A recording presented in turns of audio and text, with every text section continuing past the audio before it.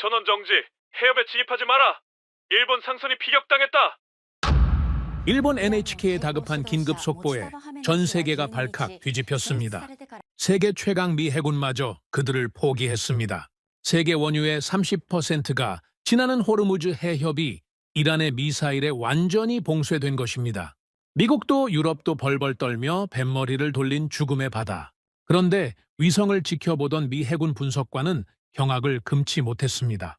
빗발치는 미사일 사거리 한복판을 향해 거대한 유조선 한 척이 전속력으로 돌진하고 있었기 때문입니다. 저기 저 배 선장 미친 겁니까?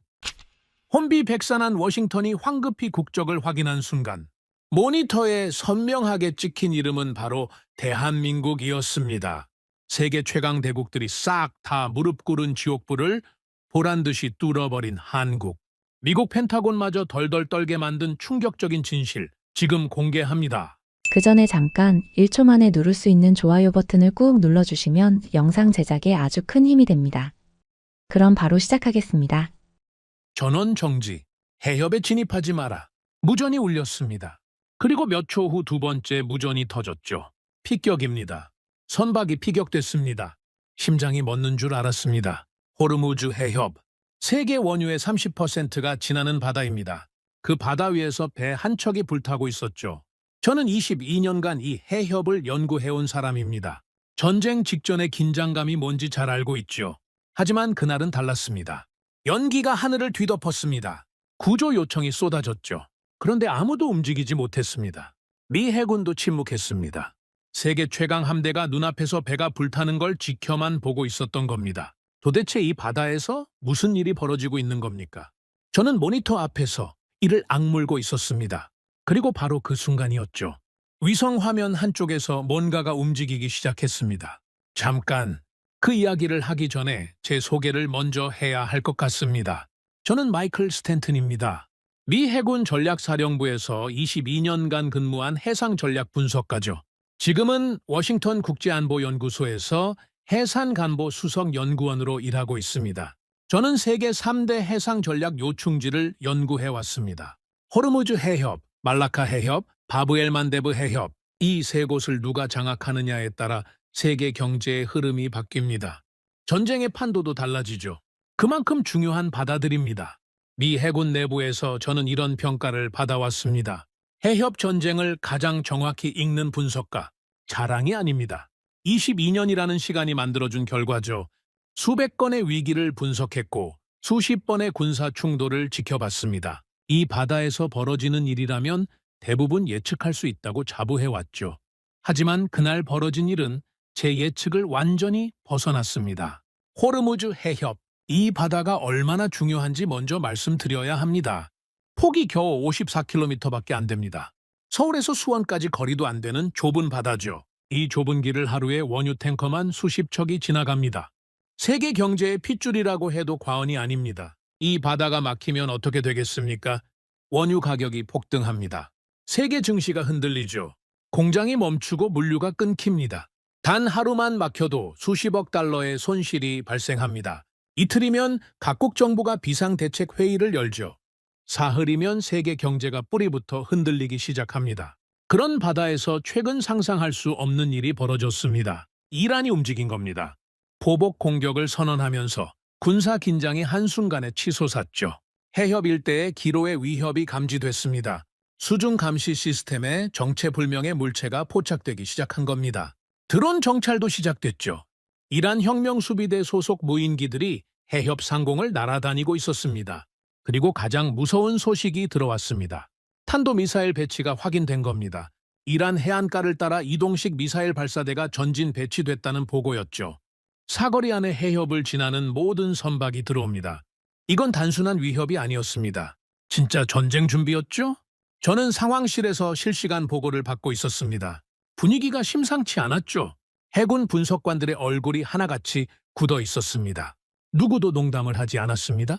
커피잔을 드는 손이 떨리는 동료도 있었죠. 20년 넘게 같이 일한 베테랑 분석관이 그 모습을 보인 건 처음이었습니다. 그리고 그날 최악의 소식이 터졌습니다. 일본 해운회사 선박이 페르시아만에서 공격을 받은 겁니다. 피격 확인. 일본 국적 화물선입니다. 보고를 받는 순간 상황실이 얼어붙었습니다. 모니터의 피격 선박의 위치가 붉은 점으로 찍혔죠. 그런데 이게 끝이 아니었습니다. 태국 선박도 피격됐습니다. 붉은 점이 하나 더 찍혔습니다. 인도 선박 피해 확인. 또 하나. 연속이었습니다. 한 척이 아니라 여러 척이 동시다발적으로 공격을 받고 있었던 겁니다. 모니터 위에 붉은 점이 늘어날 때마다 상황실의 공기가 무거워졌죠. 대체 얼마나 더 터지겠다는 겁니까? 저는 주먹을 꽉 쥐고 화면을 노려봤습니다. 피격 소식이 퍼지자 해운업계가 완전히 뒤집어졌습니다. 선박 보험료가 하루아침에 10배로 뛰었죠. 보험사들이 줄줄이 손을 떼기 시작한 겁니다. 보험이 없으면 배를 움직일 수 없습니다. 선주 입장에서는 배 한 척이 수천억 원짜리 자산이죠. 보험 없이 그걸 전쟁터에 밀어 넣을 사람은 아무도 없습니다. 해운사 긴급 회의가 열렸습니다. 해협에 못 들어갑니다. 선원들이 승선을 거부하고 있습니다. 보험사도 손 뗐습니다. 배를 움직일 방법이 없습니다. 화물 계약은 어떻게 합니까? 위약금만 수백억입니다. 회의실이 조용해졌죠. 답이 없었습니다. 배를 보내자니 선원이 죽고 안 보내자니 회사가 죽는 상황이었습니다. 그때 누군가 마지막 카드를 꺼냈습니다. 미 해군의 호위를 요청합시다. 세계 최강 해군입니다. 항공모함 전단을 보유한 나라죠. 페르시아만에 이미 전력을 배치하고 있었습니다. 이 정도 상황이면 미 해군이 나서서 상선들을 호위해 줄 거라고 다들 생각했습니다. 저도 그렇게 예상했습니다. 당연한 수순이라고 봤죠. 하지만 돌아온 대답은 충격 그 자체였습니다. 호위를 거부합니다. 이란 공격 위험이 너무 높다는 판단입니다. 저는 귀를 의심했습니다. 뭐라고 했습니까? 다시 말해보십시오. 호위 거부입니다. 군사 충돌 확대 가능성이 너무 높다는 겁니다. 세계 최강 해군이 물러난 겁니다. 말이 됩니까? 수백 척의 상선이 바다 한가운데 버려졌습니다. 선원들은 갈 곳이 없었죠. 움직이면 미사일에 맞고 멈춰 있어도 드론이 날아올 수 있는 상황이었습니다. 선원들은 가족에게 전화를 걸기 시작했습니다. 한밤중에 울리는 국제전화. 수화기 너머로 아이들 목소리가 들려왔죠. 유서를 쓰는 선원도 있었습니다. 배 위에 갇힌 채로 언제 미사일이 날아올지 모르는 공포 속에 던져진 겁니다. 이건 영화가 아닙니다. 실제로 벌어진 일이었죠. 바다가 죽었습니다. 완전히. 유럽 선박 정지, 일본 선박 정지, 중동 선박 정지. 한 척도 빠짐없이 멈춰버렸죠. 호르무즈 해협이 완전히 마비된 겁니다. 세계 물류의 심장이 멈춰버렸습니다. 각국 정부가 긴급 대책 회의를 열었죠. 하지만 답이 나오지 않았습니다. 미국도 손을 뗐는데 누가 이 상황을 풀겠습니까? 외교 채널은 막혔고 군사 옵션은 위험했습니다. 그야말로 사면초가였죠. 저는 위성 화면 앞에 앉아 있었습니다. 22년간 해상 전략을 분석해왔지만 이런 수준의 마비는 처음이었죠. 화면 위에 점처럼 찍힌 수백 개의 선박이 전부 멈춰 있었습니다. 마치 시간이 정지한 바다 같았죠. 저는 이를 악물었습니다. 어떤 나라가 먼저 움직이나 그걸 지켜보고 있었습니다. 그때였습니다. 위성 화면 오른쪽 끝에서 뭔가가 움직이기 시작한 겁니다. 처음엔 오류인 줄 알았습니다. 이 상황에서 움직이는 배가 있다는 게 말이 안 됐죠. 저는 화면을 확대했습니다. 한 척이 아니었습니다. 여러 척이 동시에 움직이고 있었죠. 저건 뭡니까? 동료가 다가왔습니다. 잠깐만요. 확대해보겠습니다. 화면이 가까워졌습니다. 선박들의 움직임이 선명해졌죠. 그런데 이상한 점이 있었습니다. 이 선박들은 무작위로 움직이는 게 아니었습니다. 전부 같은 방향으로 같은 패턴으로 이동하고 있었죠. 일사불란했습니다. 마치 누군가가 지휘하고 있는 것처럼 정확한 움직임이었습니다. 이건 분명 중앙에서 지시를 받고 움직이는 겁니다. 국적 확인됩니까? 동료가 데이터를 넘겼습니다. 저는 화면에 얼굴을 바짝 갖다 댔습니다. 그리고 그 선박들의 국적을 확인한 순간 저는 의자에서 벌떡 일어났습니다. 세계 모든 배가 멈춘 바다 위에서 유일하게 움직이고 있던 선박들. 그 국적은 대한민국이었습니다. 저는 중얼거렸습니다. 한국이라고? 한국 선박이 왜 움직이고 있는 겁니까? 22년간 해상 전략을 분석하면서 저는 수많은 나라의 해군과 해운 시스템을 연구해왔습니다. 미국, 영국, 프랑스, 일본, 중국. 강대국들의 전략은 손바닥 보듯 알고 있었죠. 하지만 한국은 깊이 들여다본 적이 없었습니다. 미국 동맹국, 경제적으로 빠르게 성장한 나라, 그 정도 인식이 전부였죠. 솔직히 말씀드리겠습니다. 저는 한국의 군사 역량을 대수롭지 않게 봤습니다. 빠르게 성장한 산업국가, 그 이상도 이하도 아니라고 생각했죠. 그런 나라의 선박들이 세계가 멈춘 바다 위에서 움직이고 있었습니다. 저는 그 순간 이상한 느낌을 받았습니다. 등줄기를 타고 올라오는 묘한 감각이었죠. 이건 우연이 아닙니다. 그리고 그날부터 저는 한국이라는 나라를 처음으로 제대로 들여다보기 시작했습니다. 그것이 제 인생에서 가장 큰 충격의 시작이 될 줄은 그때는 미처 몰랐습니다. 저는 그날 밤 잠을 자지 못했습니다. 위성 화면에서 봤던 장면이 머릿속에서 떠나지 않았죠. 세계 모든 배가 멈춘 바다 위에서 유일하게 움직이던 선박들. 대한민국 국적. 그게 도무지 이해가 되지 않았습니다. 다음 날 아침 저는 연구소에 도착하자마자 컴퓨터를 켰습니다. 호르무즈 해협 일대 선박 이동 데이터를 전부 불러왔죠. 밤새 쌓인 보고서도 확인했습니다. 그리고 각국 선박들의 현재 상태를 하나하나 점검하기 시작했습니다. 상황은 전날보다 더 심각해져 있었습니다. 유럽 선박들은 항로를 완전히 중단한 상태였죠. 영국 해운사 3곳이 페르시아만 운항을 전면 중지한다고 발표했습니다. 프랑스와 독일도 마찬가지였죠. 유럽 전체가 호르무즈 해협에서 발을 뺀 겁니다. 일본 상황은 더 심각했습니다. 이미 자국 선박이 피격당한 직후였죠. 일본 해운사들은 선박을 위험 해역 한복판에 정박시킨 채 꼼짝도 하지 못하고 있었습니다. 대피 명령도 없었죠. 전략적 판단도 보이지 않았습니다. 그저 멈춰 있었습니다. 이란 미사일 사거리 한가운데에서 말입니다. 저는 고개를 저었습니다. 이건 최악의 대응이었죠. 멈춰 있다는 건 표적이 된다는 뜻입니다. 적 입장에서는 움직이지 않는 배가 가장 쉬운 먹잇감이죠. 중동 현지 선박들도 상황이 다르지 않았습니다. 항해 취소가 줄줄이 이어졌죠. 카타르 국적 화물선 4척이 출항을 포기했습니다. 오만 선박들도 닻을 내린 채 대기하고 있었죠. 바레인 항만은 사실상 폐쇄 상태였습니다. 전 세계가 얼어붙어 있었습니다. 그런데 한국은 달랐습니다. 저는 한국 선박들의 이동 경로를 추적하기 시작했습니다. 데이터를 하나씩 분석해봤죠. 그리고 놀라운 사실을 발견했습니다. 한국 선박들은 이미 피격 사건이 터지기 전부터 움직이고 있었던 겁니다. 이게 무슨 뜻인지 아십니까? 세계가 공포에 빠지기 전에 이미 한국은 자국 선박들을 이동시키고 있었다는 겁니다. 사건이 터지고 나서 허둥대며 대응한 게 아니었죠. 위기가 터지기 전에 이미 움직인 겁니다. 저는 화면을 들여다보며 중얼거렸습니다. 이건 실시간 대응이 아닙니다. 사전 대응이죠. 한국 선박들의 이동 패턴을 분석해봤습니다. 결과는 더 놀라웠죠.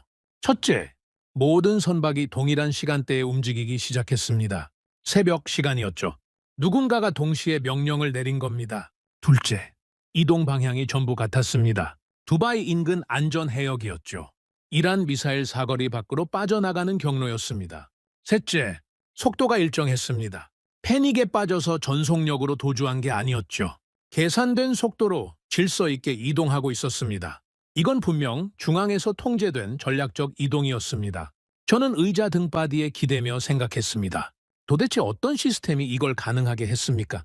수십 척의 선박을 동시에 같은 방향으로 같은 속도로 이동시킨다는 건 보통 일이 아니죠. 추가 데이터를 요청했습니다. 한국 정부의 대응 보고서가 넘어왔죠. 보고서를 열어본 순간 저는 숨을 멈췄습니다. 한국 정부는 위기 징후가 포착되자마자 즉각 움직였습니다. 해양수산부가 중심이 됐죠.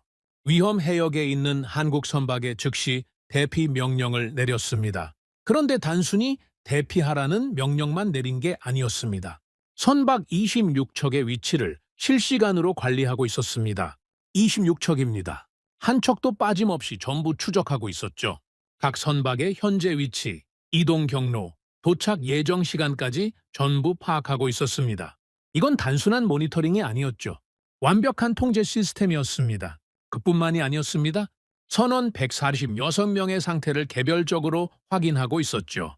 한 명 한 명의 건강 상태, 식수 보유량, 비상 연락처까지 관리하고 있었습니다. 저는 믿을 수가 없었습니다. 전쟁 직전 상황에서 선원 한 명 한 명을 챙기는 나라가 있다는 겁니까? 식량과 연료 확보 상황도 확인됐습니다. 최소 1개월 이상 버틸 수 있는 물량이 이미 확보돼 있었죠. 비상식량 배분 계획까지 수립돼 있었습니다. 저는 보고서를 읽으며 점점 더 놀라고 있었습니다. 미국은 어땠습니까? 미 해군은 호위를 거부했죠. 자국 상선 보호에 대한 구체적인 지침도 내려오지 않았습니다. 해운사들이 알아서 판단하라는 식이었죠. 세계 최강 군사력을 가진 나라의 대응이 그 정도였습니다. 일본은 더 심했죠. 자국 선박이 피격당했는데도 전략적 대응이 없었습니다. 선박들이 이란 미사일 사거리 한가운데에 그대로 정박해 있었죠. 대피 명령도 늦었고 통합 관리 시스템도 보이지 않았습니다. 유럽은 아예 포기했습니다. 항로를 중단하고 철수한 거죠. 그런데 한국은 선박 한 척 한 척, 선원 한 명 한 명까지 전부 관리하면서 체계적으로 대피시키고 있었습니다. 저는 동료에게 물었습니다. 한국이 원래 이런 시스템을 갖추고 있었습니까? 동료가 어깨를 으쓱했죠. 글쎄요, 저도 이번에 처음 봤습니다. 처음 본 건 저도 마찬가지였습니다. 22년간 각국의 해상위기 대응을 분석해왔는데 한국을 깊이 들여다본 적이 단 한 번도 없었죠. 그런데 이 정도 수준의 시스템이 갖춰져 있었다는 겁니다. 도대체 언제 이걸 만든 겁니까? 저는 데이터를 더 파고들었습니다. 그리고 또 하나의 놀라운 사실을 발견했죠. 아덴만에 대한민국 해군이 있었습니다. 청해부대, 이름을 처음 들었습니다. 한국 해군이 아덴만에 파견한 작전 부대였죠. 해적 소탕과 선박 호위를 위해 상시 배치돼 있는 부대라고 했습니다. 저는 눈을 의심했습니다. 한국이 중동 해역에 상시 군사력을 배치하고 있었다는 겁니까? 청해부대는 이미 긴급 출동 준비를 완료한 상태였습니다. 구조작전 계획까지 수립돼 있었죠. 한국 선박에 문제가 생기면 즉각 투입할 수 있는 태세였습니다. 이건 단순한 해군 파견이 아니었습니다. 국가 차원의 보호작전이었죠. 저는 잠시 화면에서 눈을 떼고 생각을 정리했습니다. 머릿속이 복잡했습니다. 지금까지 제가 갖고 있던 인식이 하나씩 흔들리고 있었죠. 한국은 제가 생각했던 것과 다른 나라였습니다. 선박 위치, 실시간 추적, 선원 개별 관리, 식량 연료 사전 확보, 군사부대 즉각 대응 태세. 이 모든 게 동시에 가동되고 있었죠. 비교해 보십시오. 미국은 호위를 거부했습니다. 일본은 자국 선박이 맞고도 멈춰 있었죠. 유럽은 도망갔습니다. 그런데 한국은 이 혼란 속에서 가장 체계적이고 가장 신속하게 움직이고 있었습니다. 솔직히 말씀드리겠습니다. 당혹스러웠습니다. 저는 지금까지 세계 군사 기술은 미국과 몇몇 강대국이 지배한다고 생각해왔습니다. 그게 22년간 제가 봐온 현실이었죠. 한국은 그 지도 안에 없었습니다. 빠르게 성장한 산업국가, 미국 무기를 수입하는 동맹국, 그 이상도 이하도 아니라고 봤죠. 그런데 눈앞에 펼쳐진 데이터는 전혀 다른 이야기를 하고 있었습니다. 저는 위성 화면을 다시 봤습니다. 한국 선박들은 여전히 질서정연하게 이동하고 있었죠. 두바이 인근 안전 해역을 향해 정확한 경로로 움직이고 있었습니다. 마치 바둑돌을 놓듯이 하나하나 계산된 움직임이었죠. 반면 다른 나라 선박들은 여전히 멈춰 있었습니다. 혼란 속에서 아무런 지시도 받지 못한 채 바다 한가운데 버려져 있었죠. 그 대비가 너무나 선명했습니다. 저는 조용히 중얼거렸습니다. 이건 우연이 아닙니다. 한국은 이 위기를 예상하고 있었습니다. 아니, 예상한 정도가 아니었죠. 준비하고 있었습니다. 시스템을 갖추고 훈련을 하고 매뉴얼을 만들어 놓고 있었던 겁니다. 위기가 터지자 그 시스템이 자동으로 가동된 거죠. 저는 그 순간 한 가지 의문이 들었습니다. 왜 한국만 이런 시스템을 갖추고 있는 겁니까? 미국도 일본도 유럽도 못한 걸 한국은 어떻게 해낸 겁니까? 보고서를 더 뒤졌습니다. 한국의 해상 위기 관리 역사를 추적해봤죠. 그리고 알게 됐습니다. 한국은 과거 여러 차례 해상 위기를 겪으면서 시스템을 계속 업그레이드 해왔다는 사실을요. 아덴만 여명 작전, 소말리아 해적에게 납치된 자국 선박을 군사작전으로 구출한 사건이었습니다. 그 이후 한국은 해상 위기 대응 체계를 완전히 새로 설계했죠. 선박 실시간 추적 시스템을 구축했고 선원 개별 관리 매뉴얼을 만들었습니다. 청해부대의 작전 범위도 확대했죠. 위기를 겪고 무너지는 나라가 있고 위기를 겪고 더 강해지는 나라가 있습니다. 한국은 후자였습니다.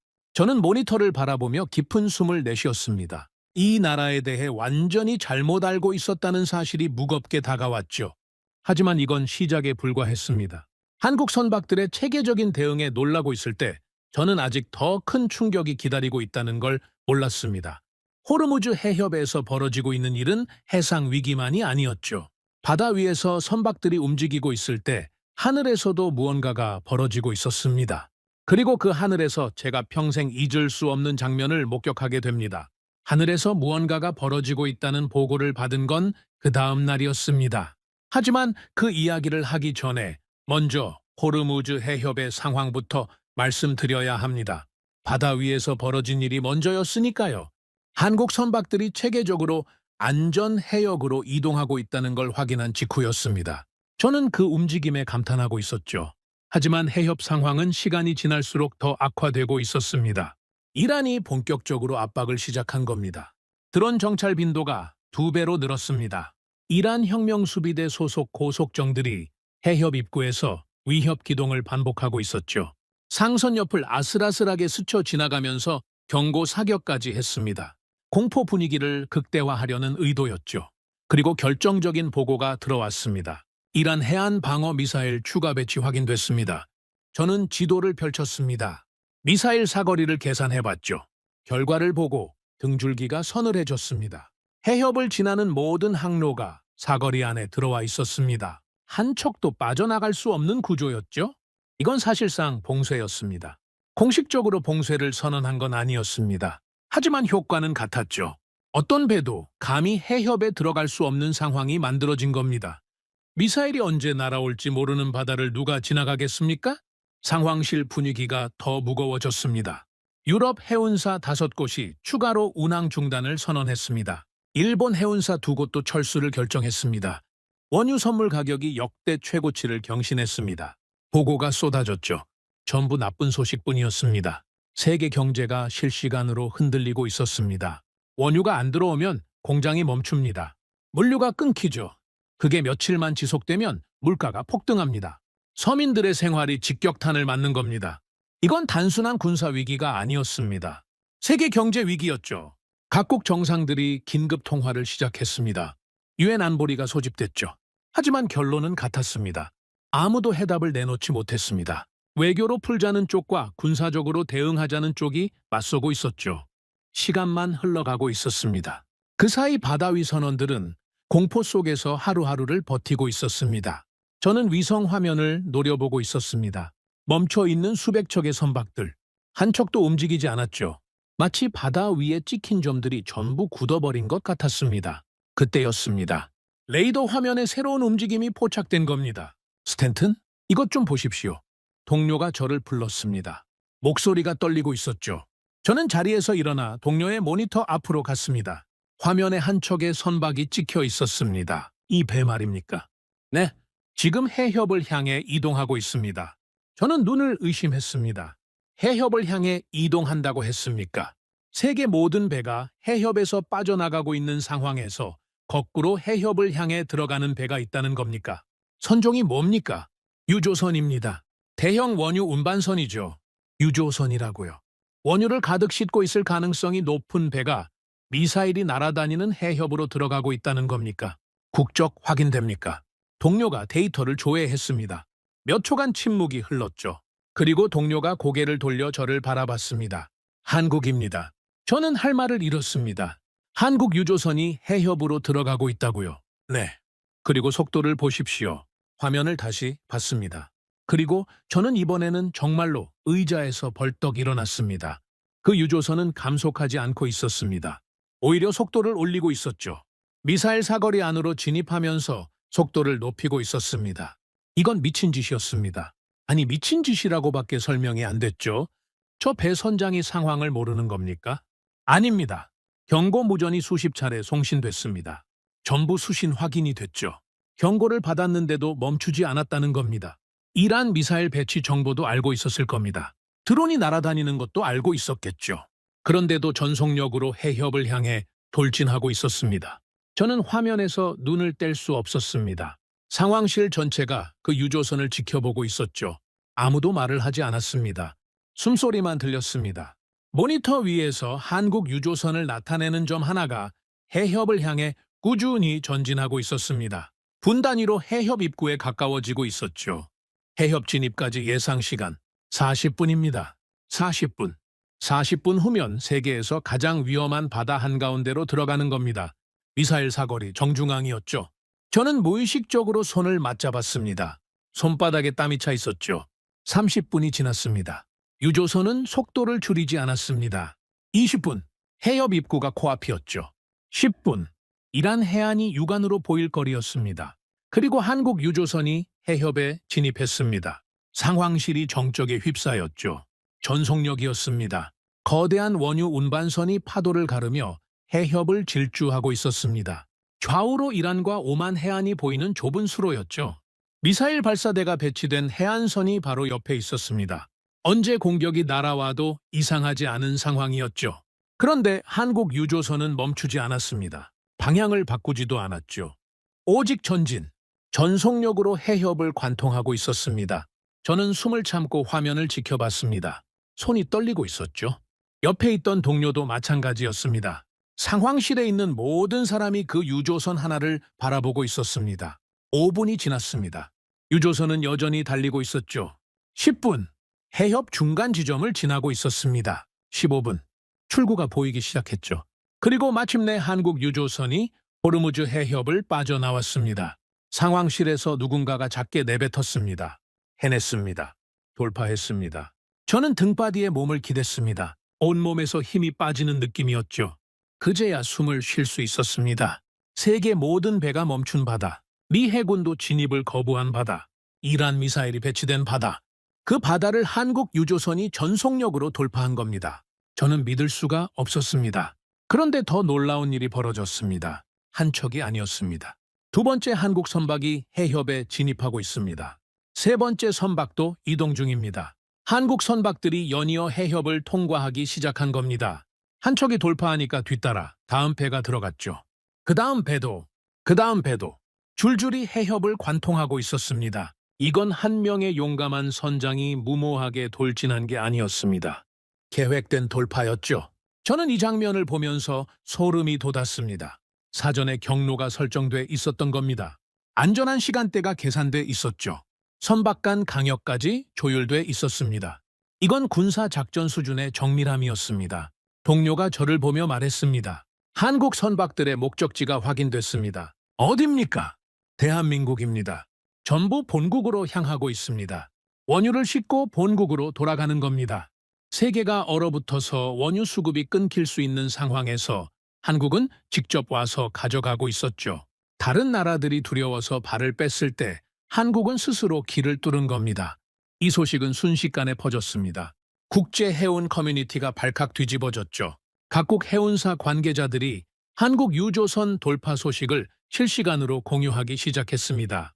해상안보 전문가들 사이에서도 이 이야기가 퍼져나갔죠. 그리고 각국의 대응을 비교하는 글이 올라오기 시작했습니다.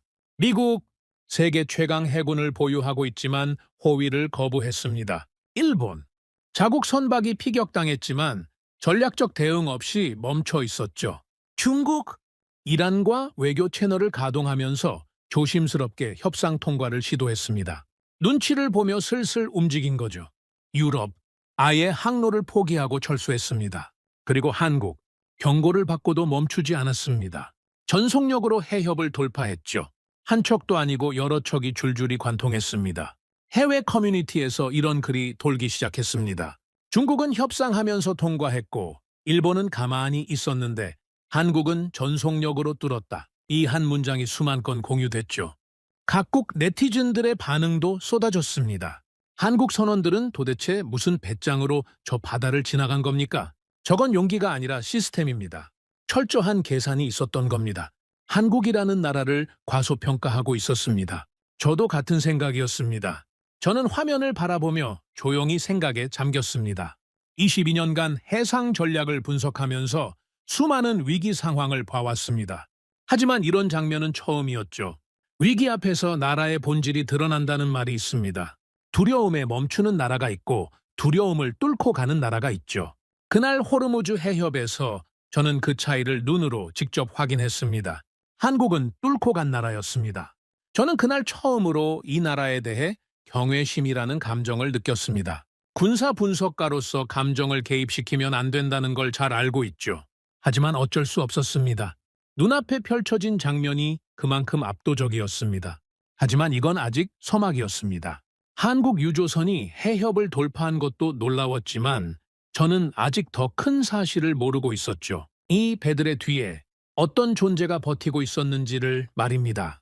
저는 그날 밤 연구실에 남았습니다. 한국이라는 나라가 머릿속에서 떠나지 않았죠. 해협을 전속력으로 돌파한 유조선. 사전에 계획된 체계적인 움직임. 이건 단순한 배짱이 아니었습니다. 뒤에 뭔가가 있었죠. 저는 한국의 해상 대응 체계를 더 깊이 파고들기 시작했습니다. 그리고 그 과정에서 저는 전혀 예상하지 못한 존재를 발견하게 됩니다. 저는 그날 밤 연구실에 남았습니다. 한국이라는 나라가 머릿속에서 떠나지 않았죠. 해협을 전속력으로 돌파한 유조선. 사전에 계획된 체계적인 움직임. 이건 단순한 배짱이 아니었습니다. 뒤에 뭔가가 있었죠. 저는 한국의 해상 대응 체계를 더 깊이 파고들기 시작했습니다. 한국 해양수산부의 위기 관리 시스템은 이미 확인했습니다. 선박 26척 실시간 추적, 선원 145명 개별 관리, 식량과 연료 1개월 이상 확보. 이것만으로도 충분히 놀라운 수준이었죠. 하지만 뭔가 부족했습니다. 민간 차원의 관리 시스템만으로는 호르무즈 해협 전속력 돌파를 설명할 수 없었습니다. 아무리 체계적인 대피 시스템이 있어도 미사일이 날아다니는 바다를 뚫는 건 차원이 다른 문제죠. 민간 선박이 그런 결정을 내릴 수 있었던 건 뒤에서 누군가가 받쳐주고 있었기 때문일 겁니다. 군사적 지원, 그게 있었을 겁니다. 저는 한국의 중동 해역 군사 배치 현황을 검색하기 시작했습니다. 데이터베이스를 뒤졌죠. 미 해군 내부 공유 자료도 확인했습니다. 그리고 한 단어가 눈에 들어왔습니다. 청해 부대. 처음 보는 이름이었습니다. 저는 22년간 세계 해군을 분석해왔지만 이 부대의 존재를 제대로 인식한 적이 없었죠. 청해 부대가 뭡니까? 동료에게 물었습니다.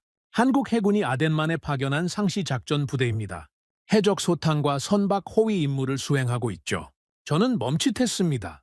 상시 파견이라고 했습니까? 네. 2009년부터 지금까지 한 번도 빠짐없이 교대 파견하고 있습니다. 2009년부터 지금까지 한 번도 빠짐없이. 이건 보통 일이 아닙니다. 중동 해역에 해군 부대를 상시 배치한다는 건 엄청난 비용과 노력이 필요한 일이죠. 미국이야 전 세계에 함대를 배치하고 있으니까 당연하다고 볼 수 있습니다. 하지만 한국 규모의 나라가 중동 해역에 상시 군사력을 유지하고 있다는 건 쉽게 할 수 있는 결정이 아닙니다. 저는 청해 부대에 대한 자료를 더 요청했습니다. 자료가 넘어왔죠. 읽기 시작했습니다. 그리고 첫 번째 충격을 받았습니다. 청해 부대는 단순한 해군 파견 부대가 아니었습니다. 구축함을 중심으로 편성된 전투함대였죠. 최신 전투 체계를 갖춘 군함에 해상작전 헬기까지 탑재하고 있었습니다. 그리고 가장 눈에 띄는 부분이 있었습니다. 특수전 요원이 승선하고 있었습니다. 해군 특수전전단 소속 대원들이었죠. 대한민국 해군 최전계 특수부대원들이 이 배에 타고 있었습니다. 저는 고개를 갸우뚱했습니다. 해적 소탕과 선박 호위 임무에 왜 특수전 요원까지 배치한 겁니까? 과한 전력 배치 아닙니까? 그 이유를 알게 된 건 다음 자료를 읽었을 때였습니다. 아덴만 여명작전 2011년 1월 소말리아 해적이 한국 화학 운반선 3호주 얼리호를 납치한 사건이었습니다. 저는 이 사건을 어렴풋이 기억하고 있었습니다. 당시 뉴스에서 스쳐 지나갔던 것 같았죠. 하지만 자세한 내용은 몰랐습니다. 자료를 읽기 시작했습니다. 그리고 읽으면서 점점 자세가 바뀌었습니다. 처음엔 등을 기대고 있었는데 중간부터 몸을 앞으로 숙이고 있었죠.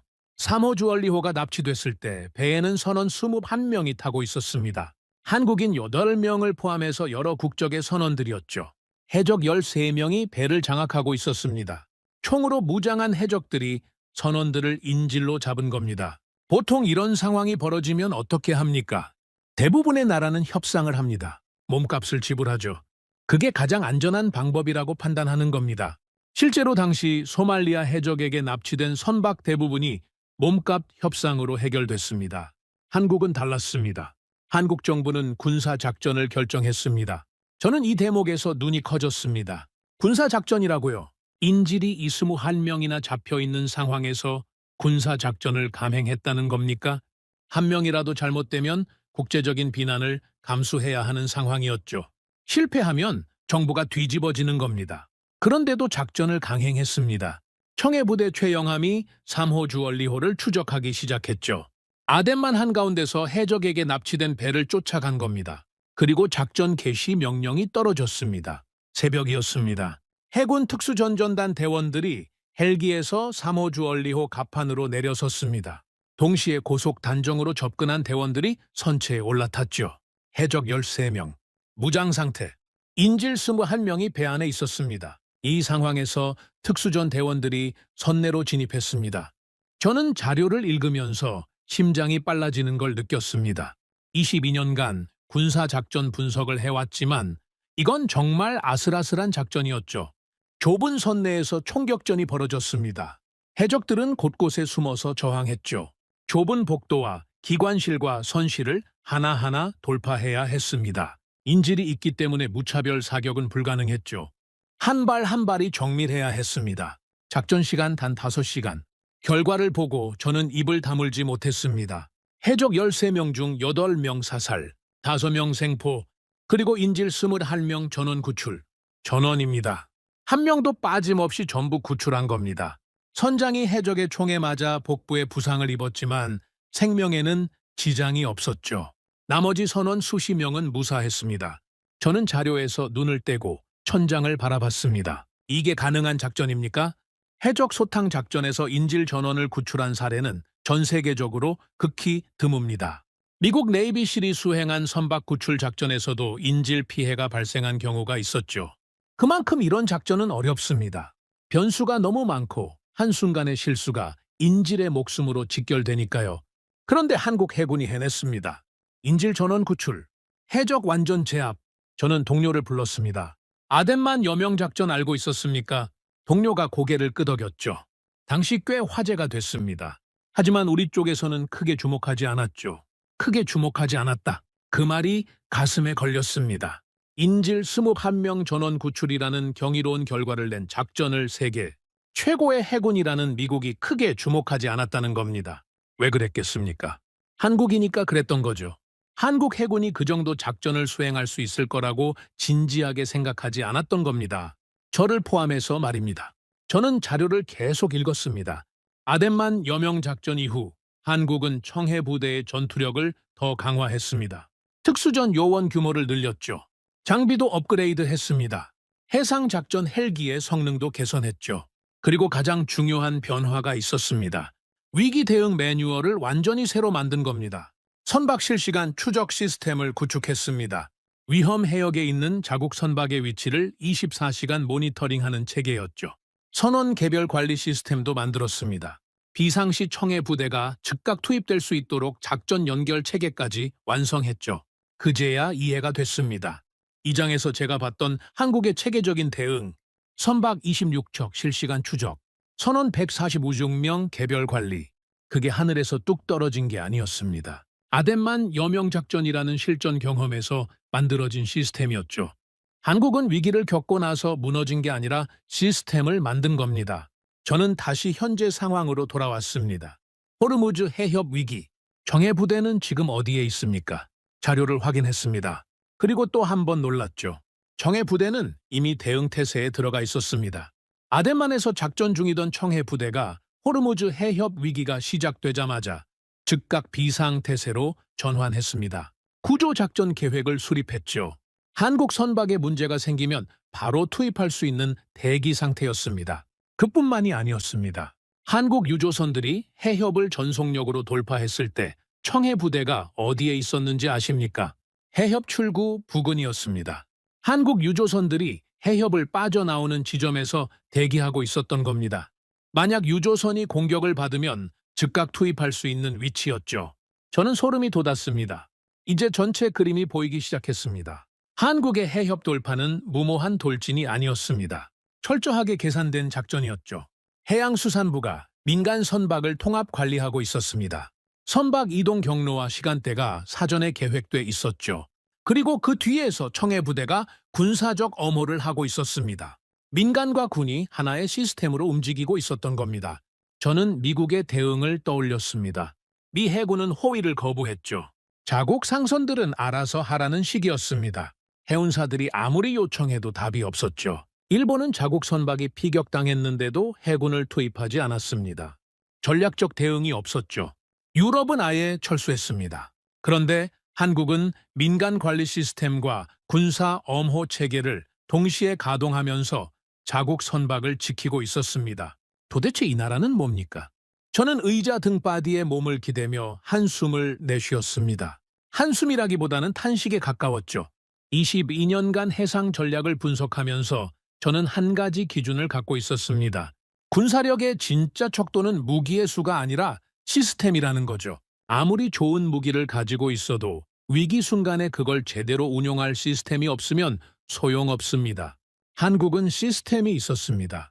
위기를 감지하는 시스템, 선박을 관리하는 시스템, 대피시키는 시스템, 군사적으로 보호하는 시스템, 그리고 최악의 상황에서 선언을 구출하는 시스템. 이 모든 게 하나로 연결돼 있었죠. 이건 하루아침에 만들어지는 게 아닙니다. 아덴만 여명작전에서 시작됐습니다. 그 경험이 시스템이 됐죠. 그 시스템이 훈련으로 검증됐고 업그레이드 됐습니다. 그리고 호르무즈 해협 위기에서 실전으로 증명된 겁니다. 위기를 겪고 무너지는 나라가 있고 위기를 겪고 시스템을 만드는 나라가 있습니다. 저는 이미 이 말을 한번 했었죠. 하지만 청해 부대의 역사를 알고 난 뒤에는 그 말의 무게가 완전히 달라졌습니다. 한국은 뼛속부터 위기 대응형 국가였습니다. 저는 그날 밤 연구실을 나서면서 생각했습니다. 바다에서 한국은 이미 증명했습니다. 위기 관리도 증명했죠. 군사 작전 능력도 증명했습니다. 그런데 아직 하나가 남아 있었습니다.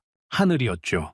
호르무즈 해협 위기가 터진 시기에 중동 하늘에서도 전쟁이 벌어지고 있었습니다. 이란이 탄도미사일을 쏘기 시작했죠. 드론 공격도 이어지고 있었습니다. 그리고 그 전장에서 제가 전혀 예상하지 못한 이름이 등장합니다. 며칠 후 제 책상 위에 한 통의 보고서가 올라왔습니다. 중동 방공작전 분석 보고서였죠. 기밀 등급이 찍혀 있었습니다. 저는 보고서를 펼쳤습니다. 첫 페이지를 넘기는 순간 저는 멈췄습니다. 거기에 적혀있던 이름 3글자. 천궁2. 한국이 만든 방공 미사일 시스템이었습니다. 그리고 그 옆에 적혀있던 숫자 하나가 저를 완전히 얼어붙게 만들었죠. 요격 성공률 96%. 저는 그 숫자를 3번 다시 읽었습니다. 이건 대체 무슨 숫자입니까? 요격 성공률 96%. 저는 그 숫자를 보고 또 봤습니다. 3번째 읽었을 때도 믿기지 않았죠. 4번째 읽었을 때 비로소 이게 현실이라는 걸 받아들였습니다. 한국이 만든 방공 미사일 시스템, 천궁2. 이 무기가 중동 실전에서 96%의 요격 성공률을 기록했다는 보고서가 제 앞에 놓여 있었습니다. 잠깐, 이 숫자가 얼마나 놀라운 건지 먼저 설명드려야 합니다. 방공 미사일이라는 건 하늘에서 날아오는 미사일을 쏴서 맞추는 무기입니다. 말로 하면 간단하죠. 하지만 실제로는 상상할 수 없을 정도로 어려운 기술입니다. 생각해 보십시오. 음속의 몇 배로 날아오는 미사일을 또 다른 미사일로 맞춰야 합니다. 하늘에서 총알로 총알을 맞추는 것과 같죠. 탐지하고 추적하고 발사하고 유도하는 모든 과정이 몇 초 안에 이루어져야 합니다. 한 단계라도 틀어지면 끝이죠. 그 미사일이 도시에 떨어지면 수백 명이 죽습니다. 그래서 요격 성공률이라는 게 그렇게 중요한 겁니다. 이 숫자 하나에 수천 명의 생명이 달려 있습니다. 세계 최고의 방공 시스템이라고 불리는 미국의 패트리어트. 이 무기의 실전 요격률이 얼마인지 아십니까? 공식적으로는 높은 수치를 발표합니다. 하지만 군사 전문가들 사이에서는 공개된 수치보다 실제 요격률이 상당히 낮다는 분석이 꾸준히 나오고 있죠. 걸프전 당시 패트리어트의 실전 성능에 대한 논란은 지금까지도 계속되고 있습니다. 그런데 한국의 천궁2가 96%를 기록했다는 겁니다. 저는 보고서를 처음부터 다시 읽기 시작했습니다. 이야기는 호르무즈 해협 위기와 거의 같은 시기에 시작됐습니다. 해협에서 선박들이 공격당하고 한국 유조선이 해협을 돌파하고 있을 때 중동 하늘에서도 전쟁이 벌어지고 있었죠. 이란이 탄도미사일을 발사하기 시작한 겁니다. 목표는 여러 곳이었습니다. 그중 하나가 아랍에미리트였죠. 석유시설과 군사기지를 향해 미사일이 날아왔습니다. 동시에 드론 공격도 이루어졌습니다. 무인기 수십 대가 편대를 이루어 낮은 고도로 접근하고 있었죠. 복합 공습이었습니다. 이게 왜 무서운 건지 설명드리겠습니다. 탄도미사일은 높은 고도에서 빠른 속도로 떨어집니다. 마하 5 이상의 속도로 내리꽂히죠. 드론은 반대입니다. 낮은 고도에서 느린 속도로 은밀하게 접근합니다. 레이더에 잘 잡히지도 않죠. 이 두 가지가 동시에 날아오면 방공망이 혼란에 빠집니다. 위를 봐야 할지 아래를 봐야 할지 판단이 흐려지는 거죠. 레이더가 고고도 미사일을 추적하는 사이에 적어도 드론이 방어망을 뚫고 들어옵니다. 하나를 잡으면 다른 하나를 놓치게 되죠. 실제로 2019년 사우디아라비아 석유 시설이 드론과 미사일 복합 공격을 받았을 때 세계 최고 수준의 방공망이 뚫렸습니다. 패트리어트가 배치돼 있었는데도 막지 못한 거죠.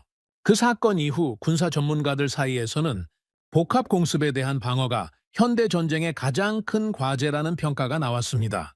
그런 복합 공습이 지금 아랍에미리트를 향해 날아오고 있었습니다. 아랍에미리트는 즉시 방공망을 가동했습니다. 보고서의 다음 페이지를 넘겼습니다. 아랍에미리트가 운용 중인 방공무기 체계 목록이 나와 있었죠. 패트리어트가 있었습니다. 미국에서 도입한 시스템이죠. 그리고 그 아래 한 줄이 더 있었습니다. 청궁2, 대한민국 생산. 저는 그 줄에서 눈이 멈췄습니다. 솔직히 말씀드리겠습니다. 저는 한국이 방공미사일을 만든다는 사실조차 제대로 인식하지 못하고 있었습니다. 한국은 패트리어트를 수입해서 쓰는 나라라고만 생각했죠. 자체 개발한 방공 시스템이 있다는 건 알고 있었지만 그게 중동 실전에 배치될 수준일 거라고는 상상도 못했습니다. 그런데 수출까지 했다는 겁니까? 중동 최전선에 배치돼 있다는 겁니까? 보고서를 계속 읽었습니다. 이란의 공격이 시작됐습니다. 레이더에 복수의 표적이 동시에 포착됐죠. 탄도미사일과 드론이 뒤섞여 있었습니다.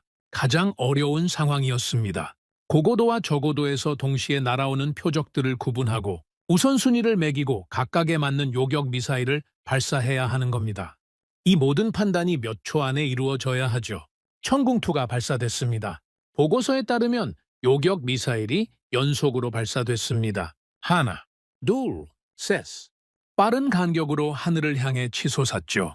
발사 연기가 차에 거치기도 전에 다음 미사일이 날아올랐습니다. 몇 초 후 첫 번째 결과가 나왔습니다. 요격 성공. 날아오던 탄도미사일이 공중에서 폭발했습니다. 산산조각이 났죠.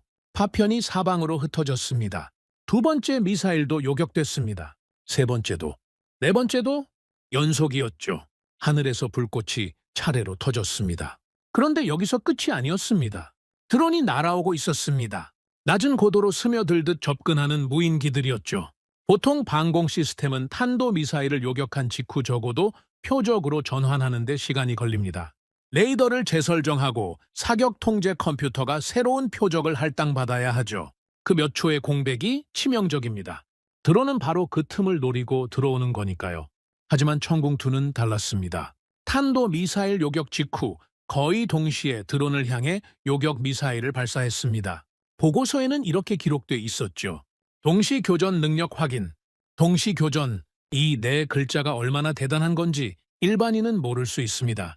하지만 군사 전문가 입장에서 이건 소름이 돋는 기술이죠. 높은 곳에서 마하 5로 떨어지는 탄도미사일과 낮은 곳에서 기어들어오는 드론을 동시에 추적하고 동시에 요격한다는 건 레이더 성능이 최상급이라는 뜻입니다. 사격 통제 시스템이 동시에 여러 표적을 처리할 수 있다는 뜻이죠. 이건 아무 나라나 할 수 있는 기술이 아닙니다. 2019년 사우디아라비아가 뚫렸던 바로 그 유형의 공격을 청궁2가 막아낸 겁니다. 저는 보고서를 읽는 손이 떨리기 시작했습니다. 요격 결과를 정리한 표가 나왔죠. 총 발사수 60발, 요격 성공수 5세렬발, 실패 2발, 성공률 96%. 저는 그 표를 한참 동안 바라봤습니다. 60발 중 58발 성공. 이건 단순한 성공이 아닙니다. 압도적인 성능이죠. 그것도 훈련장이 아니라 실전에서 나온 숫자입니다. 진짜 미사일이 날아오는 상황에서 진짜 요격을 한 결과인 겁니다. 훈련 성적과 실전 성적은 하늘과 땅 차이입니다. 훈련에서 아무리 높은 수치를 기록해도 실전에서는 절반도 안 나오는 경우가 부지기수죠. 전장의 혼란, 전자전 방해, 기상 조건, 심리적 압박, 이 모든 게 겹치면 성능이 급격히 떨어지는 게 일반적입니다. 그런데 96%라니. 실전에서 이 숫자를 찍었다는 건 상식을 벗어난 결과였습니다. 저는 동료를 불렀습니다. 이 보고서 검증됐습니까? 네. 현지 데이터와 위성 확인까지 완료됐습니다. 수치의 오류 가능성은 없습니까? 없습니다. 다중 소스에서 교차 확인된 결과입니다. 오류가 아니었습니다. 진짜였죠. 저는 의자 등받이에 몸을 기대며 천장을 바라봤습니다. 머릿속이 복잡했습니다. 잠시 정리를 해봤습니다. 지난 며칠간 제가 확인한 것들을 순서대로 떠올려 봤죠. 바다에서는 세계가 멈춘 해협을 전속력으로 돌파했습니다. 위기 관리에서는 선박 26척 선원 146명을 한 명도 빠짐없이 관리했죠. 군사 작전에서는 청해 부대가 해적에게 납치된 선박을 기습 투입해서 인질 전원을 구출한 전력이 있었습니다. 그리고 이제 하늘에서는 실전 요격률 96%를 찍어버렸죠. 바다, 위기 관리, 군사 작전, 그리고 하늘. 전부 다 증명한 겁니다. 저는 조용히 한마디를 내뱉었습니다. 나는 이 나라를 완전히 잘못 보고 있었습니다. 이 말을 하는 게 두 번째였죠. 하지만 이번에는 무게가 달랐습니다. 처음 이 말을 했을 때는 놀라움이었습니다. 이번에는 부끄러움이었죠. 세계 최고의 분석가라고 자부해왔던 사람이 한 나라의 역량을 완전히 놓치고 있었다는 사실이 무겁게 다가왔습니다. 그때 보고서의 다음 부분이 눈에 들어왔습니다. 아랍에미리트 정부의 반응이었죠. 요격 결과를 확인한 직후 아랍에미리트 정부는 한국에 긴급 요청을 보냈습니다. 남은 청궁2 시스템을 가능한 한 빨리 보내달라. 추가 도입 요청이었습니다. 그것도 긴급이었죠. 이게 무슨 뜻인지 아십니까? 실전에서 직접 성능을 확인한 나라가 더 달라고 요청한 겁니다. 카탈로그를 보고 산 게 아닙니다. 미사일이 날아오는 전쟁터에서 직접 써보고 나서 더 보내달라고 한 거죠. 이보다 확실한 평가가 어디 있겠습니까? 그리고 아랍에미리트만이 아니었습니다. 보고서 하단에 추가 메모가 있었죠. 사우디아라비아, 이라크, 카타르에서도 청궁2에 대한 정보 요청이 접수됨. 중동 전체가 한국 방공 시스템에 관심을 보이기 시작한 겁니다. 한 나라가 아니라 여러 나라가 동시에 움직이고 있었죠. 저는 보고서를 덮었습니다. 창밖을 바라보며 생각에 잠겼습니다. 22년간 저는 세계 군사 기술의 정점은 미국이라고 믿어왔습니다. 패트리어트를 넘어설 수 있는 방공 시스템은 없다고 생각했죠. 러시아의 S-400도 성능은 뛰어나지만 실전 검증이 부족하다는 평가가 지배적이었습니다. 이스라엘의 아이언돔은 단거리 특화 시스템이라 비교 대상 자체가 다르죠. 그런데 한국의 청궁2가 실전에서 이런 숫자를 찍어버린 겁니다. 저는 한 가지 불편한 질문과 마주해야 했습니다. 패트리어트는 이 상황에서 같은 성능을 낼 수 있었을까? 대답하기 싫은 질문이었죠. 하지만 분석가라면 회피하면 안 되는 질문이었습니다. 그리고 바로 그 질문에 대한 답을 던져줄 사람이 등장합니다. 며칠 후 제가 잘 아는 미사일 방어 전문가에게서 연락이 왔습니다. 세계적으로 존경받는 분석가였죠. 이분이 청궁2 실전 데이터를 분석하고 나서 충격적인 발언을 합니다. 그 발언이 세계 군사 커뮤니티를 완전히 뒤흔들었습니다. 시어데어 포스터 박사, 미사일 방어 분야에서 이 사람을 모르면 간첩이라는 말이 있을 정도입니다. 미국 국방부 출신이죠. 미사일 방어청에서 15년간 근무했고 패트리어트 성능 평가 프로젝트에도 참여했던 인물입니다. 은퇴 후에는 세계 각국의 방공 시스템을 독립적으로 분석하는 연구를 해왔죠. 군사 전문가들 사이에서 포스터 박사의 분석은 절대적인 신뢰를 받고 있었습니다. 이 사람이 뭐라고 하면 그게 곧 업계 정설이 되는 수준이었죠. 그 포스터 박사에게서 연락이 온 겁니다. 스탠튼 청궁2 보고서 봤습니까? 봤습니다. 96%라는 숫자가 아직도 믿기지 않습니다. 전화기 너머로 짧은 침묵이 흘렀습니다. 그리고 포스터 박사가 입을 열었죠. 내가 분석 결과를 정리했습니다. 조만간 공개할 겁니다. 업계가 뒤집어질 겁니다. 목소리가 무거웠습니다. 단순히 한국 무기를 칭찬하려는 톤이 아니었죠. 뭔가 훨씬 더 큰 이야기를 하려는 느낌이었습니다. 무슨 내용입니까? 만나서 이야기합시다. 전화로 할 이야기가 아닙니다. 저는 다음 날 포스터 박사를 만났습니다. 박사의 연구실은 워싱턴 외곽에 있었죠. 책상 위에 서류가 산더미처럼 쌓여 있었습니다. 대형 모니터 3대가 켜져 있었고 화면마다 미사일 궤적 분석 데이터가 띄워져 있었죠. 포스터 박사가 의자를 돌려 저를 바라봤습니다. 먼저 영상부터 보시죠. 영상이라고요. 요격 영상이 있다는 건 보고서에서 봤지만 아직 확인하지 못한 상태였습니다. 포스터 박사가 이미 확보한 거였죠. 박사가 모니터 하나에 영상을 띄웠습니다. 재생 버튼을 누르는 순간 저는 화면에서 눈을 뗄 수 없게 됐습니다. 영상은 야간 촬영이었습니다. 어두운 하늘이었죠. 처음 몇 초는 아무것도 보이지 않았습니다. 그저 검은 화면이었죠. 그때 화면 상단에서 밝은 점 하나가 나타났습니다. 탄도미사일이었습니다. 고속으로 떨어지고 있었죠. 하늘을 가르며 지상을 향해 내리꽂히고 있었습니다. 몇 초 후 화면 하단에서 또 다른 밝은 점이 솟아올랐습니다. 요격 미사일이었죠. 천궁2에서 발사된 미사일이 하늘을 향해 치솟고 있었습니다. 속도가 무시무시했습니다. 화면에서 빛의 선처럼 보일 정도였죠. 두 점이 가까워지고 있었습니다. 위에서 떨어지는 점, 아래에서 올라가는 점, 두 개의 빛이 점점 거리를 좁히고 있었죠. 저는 숨을 멈췄습니다. 충돌, 화면이 하얗게 번졌습니다. 폭발이었죠. 공중에서 거대한 섬광이 터졌습니다. 탄도미사일이 산산조각 난 겁니다. 파편이 사방으로 흩어지는 게 보였죠. 첫 번째 요격이었습니다. 하지만 영상은 거기서 끝나지 않았습니다. 두 번째 미사일이 날아왔습니다. 또 요격됐죠. 세 번째, 네 번째, 연속이었습니다. 하늘에서 불꽃이 차례로 터지고 있었죠. 마치 불꽃놀이 같았습니다. 하지만 이건 축제가 아니었습니다. 저 하나하나가 도시를 파괴할 수 있는 탄도미사일이었죠. 그리고 영상 후반부에 더 놀라운 장면이 나왔습니다. 화면 왼쪽 아래에서 작은 점들이 여러 개 접근하고 있었습니다. 드론이었죠. 저고도로 기어들어오는 무인기들이었습니다.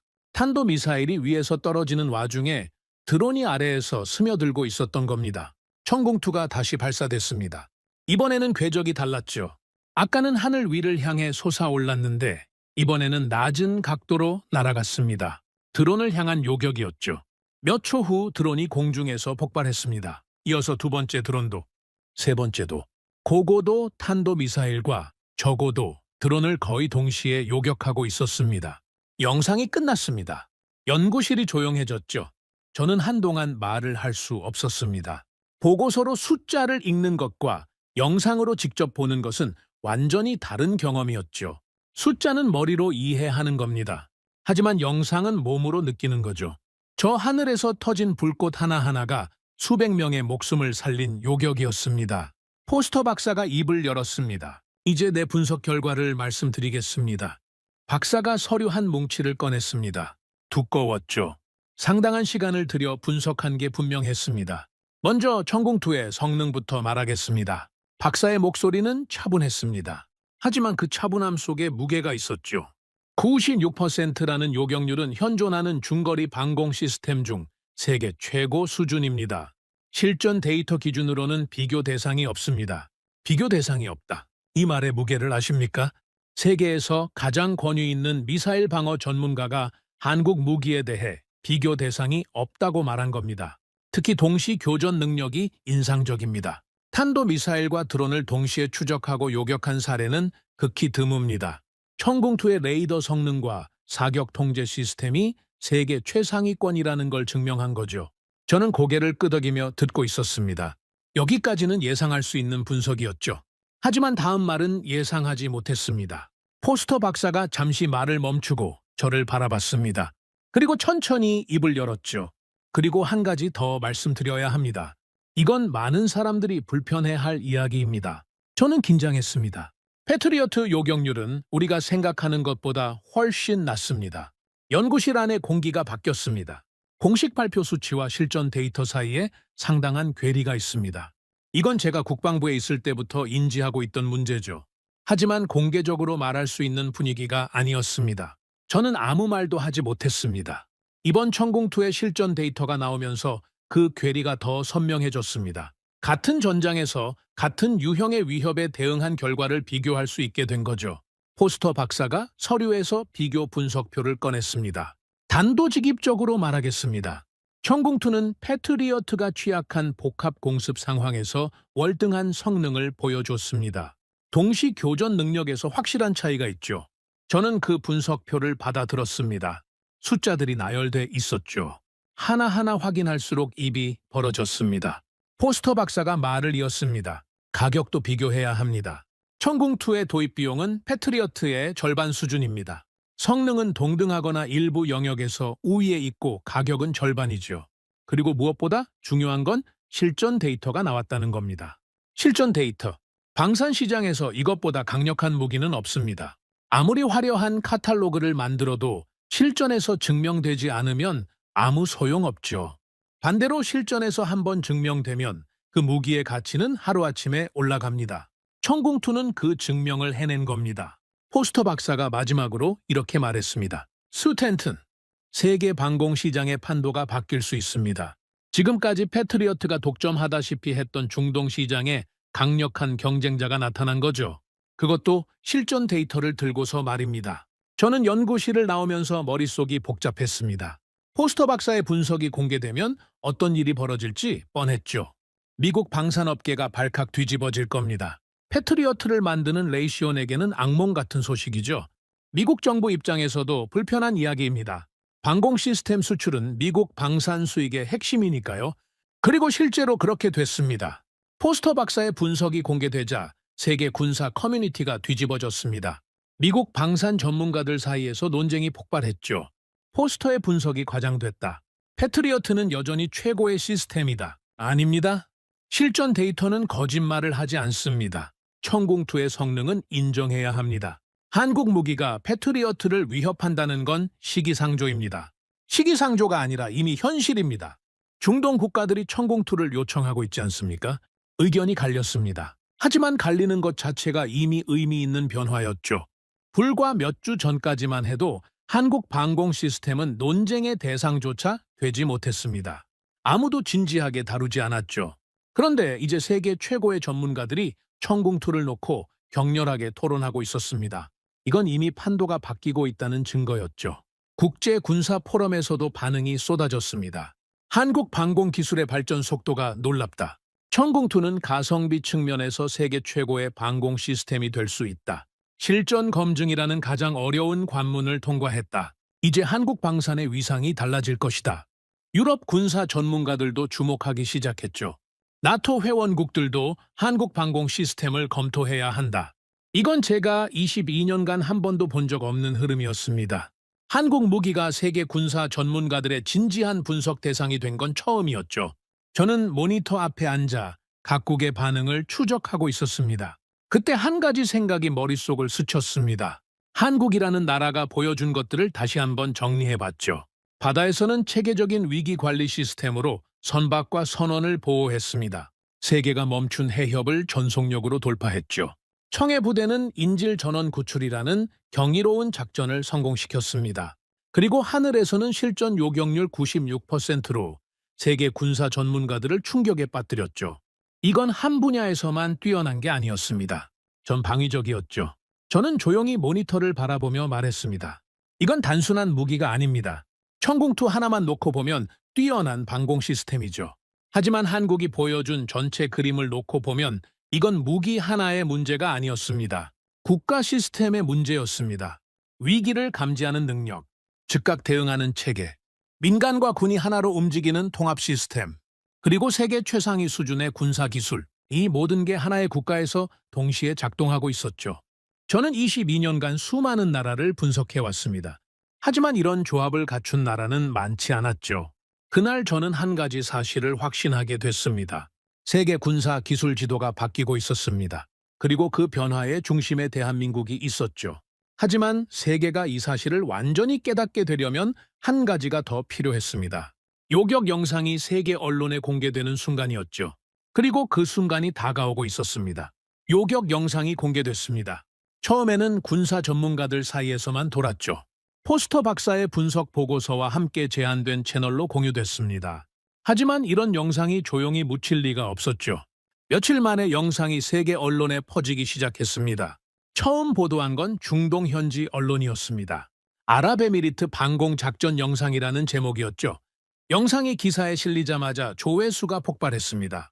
하루 만에 수백만 회를 넘겼죠. 그리고 세계 주요 언론이 달려들었습니다. 미국 언론이 움직였습니다. 영국 언론도 뒤따랐죠. 프랑스, 독일, 일본까지.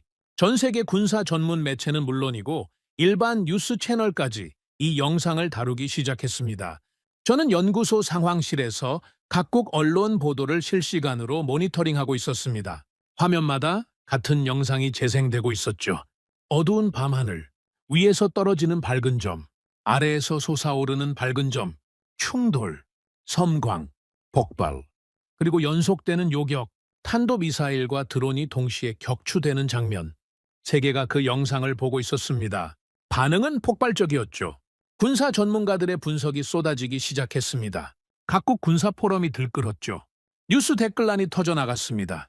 모든 사람이 같은 질문을 던지고 있었습니다. 저 무기를 만든 나라가 한국이라고? 이 한 문장이 전 세계에서 동시에 터져나온 겁니다. 저는 모니터를 바라보며 씁쓸하게 웃었습니다. 불과 몇 주 전 제가 했던 말과 똑같았죠. 저도 처음에 그렇게 반응했으니까요. 한국이 이런 시스템을 만들었다고? 세계가 지금 제가 겪었던 충격을 똑같이 겪고 있었습니다. 하지만 영상 공개는 시작에 불과했습니다. 진짜 충격은 그 다음에 벌어졌죠. 이란의 공격이 멈추지 않았습니다. 영상이 공개된 이후에도 이란은 계속해서 미사일과 드론을 발사했습니다. 오히려 공격 강도가 높아졌죠. 한 번에 날아오는 미사일 수가 늘었습니다. 드론 편대의 규모도 커졌죠. 반공망을 압도하려는 시도였습니다. 물량으로 뚫겠다는 겁니다. 군사 전문가들 사이에서 긴장감이 돌았습니다. 첫 번째 공격에서 96%를 기록했다고 해서 다음에도 그렇다는 보장은 없으니까요. 공격 규모가 커지면 방공 시스템에 과부하가 걸릴 수 있습니다. 요격 미사일 재고가 바닥날 수도 있죠. 레이더가 동시에 처리할 수 있는 표적 수에는 한계가 있습니다. 저도 걱정했습니다. 첫 번째 성과가 행운이었을 가능성을 배제할 수 없었죠. 두 번째 공격이 시작됐습니다.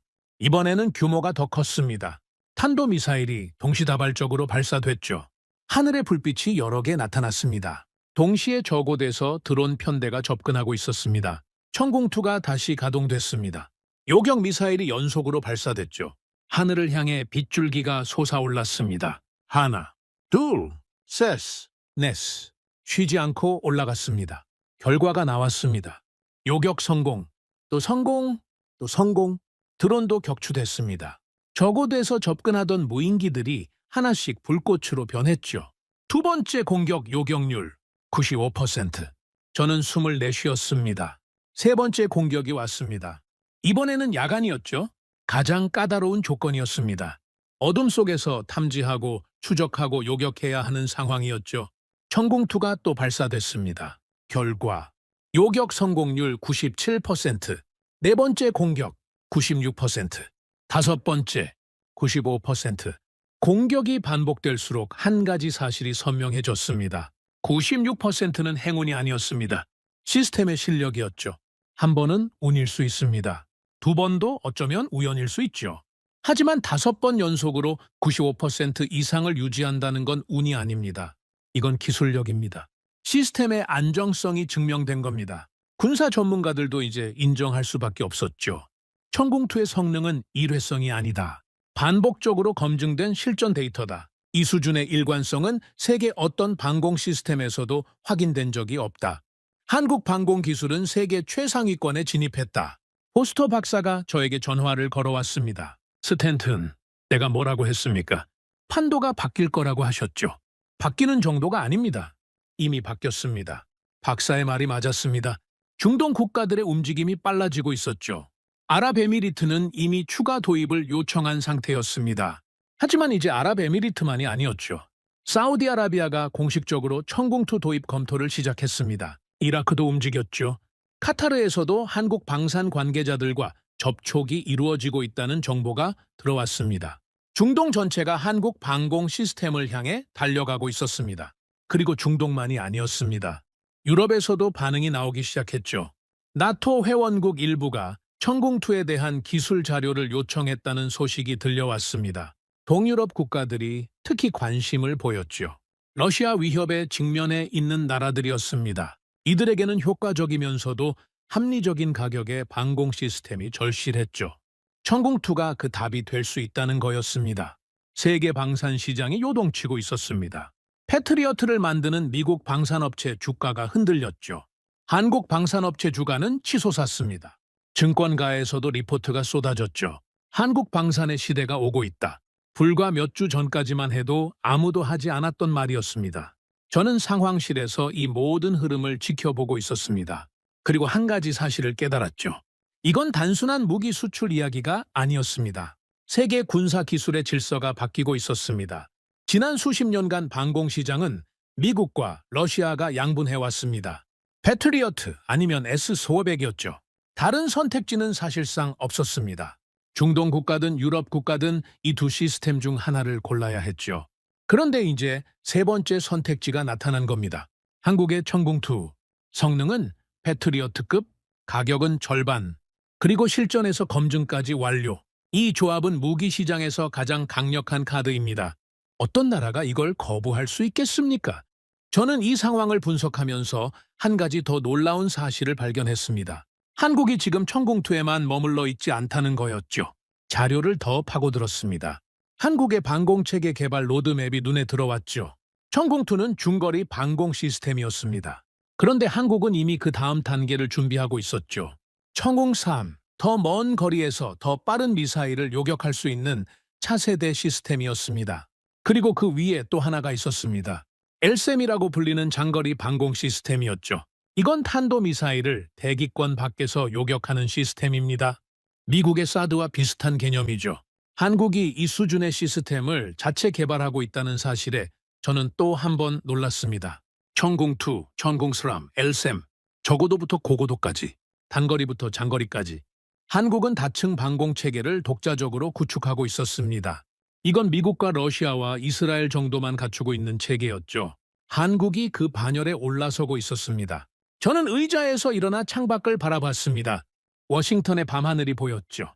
멀리 펜타곤 방향의 불빛이 켜져 있었습니다. 저 건물 안에서도 지금 이 상황을 분석하고 있을 겁니다. 미국 국방부가 한국 방공 시스템의 부상을 어떻게 받아들이고 있을지 궁금했죠. 불편할 겁니다. 당연히 불편하겠죠. 미국에게 방공 시스템 수출은 단순한 장사가 아닙니다. 외교적 영향력의 도구이기도 하죠. 패트리어트를 도입한 나라는 자연스럽게 미국 안보 체계에 편입됩니다. 부품 공급과 유지, 보수와 업그레이드를 미국에 의존해야 하니까요. 그게 미국의 동맹 전략이었습니다. 그런데 천궁2가 그 구도를 흔들고 있었죠. 중동 국가들이 한국 시스템을 선택하면 미국에 대한 의존도가 낮아집니다. 그건 미국의 영향력이 줄어든다는 뜻이죠. 단순한 무기 판매 경쟁이 아니라 지정학적 판도의 변화였습니다. 저는 쓴웃음을 지었습니다. 22년간 미 해군에서 일하면서 저는 늘 미국이 중심인 세계를 봐왔습니다. 군사기술도 미국이 정점이었죠. 동맹국들은 미국의 우산 아래에 있었습니다. 그게 당연한 질서라고 생각했죠. 그런데 지금 한국이라는 나라가 그 질서에 균열을 내고 있었습니다. 불과 몇 주 전만 해도 저는 한국을 빠르게 성장한 산업국가 정도로 봤습니다. 미국 무기를 수입하는 동맹국이라고 생각했죠. 한국의 군사 기술을 진지하게 분석한 적이 한 번도 없었습니다. 그게 얼마나 오만한 시각이었는지 이제야 깨닫고 있었죠. 바다에서 증명했습니다. 선박 관리 시스템으로 증명했죠. 청해 부대로 증명했습니다. 해협 전속력 돌파로 증명했죠. 그리고 하늘에서 천궁2로 최종 증명을 해냈습니다. 한 분야가 아니었습니다. 전 방위적이었죠. 바다와 하늘과 시스템, 위기 관리와 군사 작전과 첨단 기술, 모든 영역에서 동시에 증명한 겁니다. 저는 그날 밤 연구실에 홀로 앉아 있었습니다. 모니터에는 여전히 각국 언론 보도가 흘러가고 있었죠. 천궁2 관련 기사가 쉬지 않고 올라오고 있었습니다. 저는 조용히 고개를 끄덕였습니다. 마지막 의문이 사라진 순간이었죠. 처음에는 의심했습니다. 한국 선박이 움직이는 걸 봤을 때 우연이라고 생각했죠. 유조선이 해협을 돌파했을 때는 무모하다고 봤습니다. 청해 부대 기록을 읽었을 때는 놀랐지만 아직 반신반의했죠. 천궁2 보고서를 봤을 때도 수치를 의심했습니다. 하지만 이제 더 이상 의심할 여지가 없었습니다. 한국은 진짜였습니다. 그리고 세계도 그 사실을 깨닫기 시작하고 있었죠. 저는 모니터를 끄고 연구실을 나왔습니다. 복도를 걸으며 생각했죠. 이 이야기는 아직 끝나지 않았습니다. 세계의 반응은 이제 시작이었죠. 중동만이 아니었습니다. 아시아에서도 놀라운 반응이 쏟아지고 있었습니다. 특히 한 지역의 반응이 제 눈에 들어왔죠. 대만이었습니다. 중국의 위협 앞에서 매일을 긴장 속에 살고 있는 나라. 그 나라에서 한국 방공 시스템에 대한 반응이 터져 나오고 있었습니다. 그리고 그 반응의 내용은 제가 예상했던 것과 완전히 달랐죠. 대만의 반응은 예상 밖이었습니다. 저는 중동과 유럽의 반응에 집중하고 있었죠. 방산 시장의 판도 변화를 분석하느라 아시아 쪽은 미처 살펴보지 못했습니다. 그런데 동료가 자료 하나를 건네줬죠. 스탠튼, 이거 보셨습니까? 대만에서 난리가 났습니다. 대만 언론 보도와 온라인 반응을 정리한 자료였습니다. 저는 읽기 시작했습니다. 그리고 첫 페이지부터 눈이 커졌죠. 대만은 지금 세계에서 가장 긴장된 지역 중 하나입니다. 중국의 군사적 위협이 날로 커지고 있죠. 중국 전투기가 대만 방공식별 구역을 거의 매일 침범하고 있습니다. 미사일 훈련도 반복하고 있죠. 대만 국민들은 매일 전쟁의 그림자 속에서 살고 있는 겁니다. 그런 대만에서 천공투 실전 영상이 퍼지자 반응이 폭발한 겁니다. 대만 군사 포럼에 글이 쏟아졌습니다. 한국 방공 시스템이 실전에서 96%를 기록했다. 우리는 이런 무기가 있는가? 한국은 자체 개발한 방공 시스템으로 중동에서 미사일을 막아냈다. 우리는 미국에서 사온 무기에만 의존하고 있다. 한국 군사 기술을 과소평가하고 있었다. 이건 심각한 수준이다. 대만 국민들의 위기감이 반영된 반응이었죠. 하지만 저를 진짜 놀라게 한 건 그 다음이었습니다. 대만 네티즌들 사이에서 한국과 일본을 비교하는 글이 올라오기 시작한 겁니다. 일본은 호르무즈 해협에서 자국 선박이 피격당했는데 아무것도 못했다. 한국은 전속력으로 해협을 돌파했다. 일본 방위력은 미국 의존도가 너무 높다.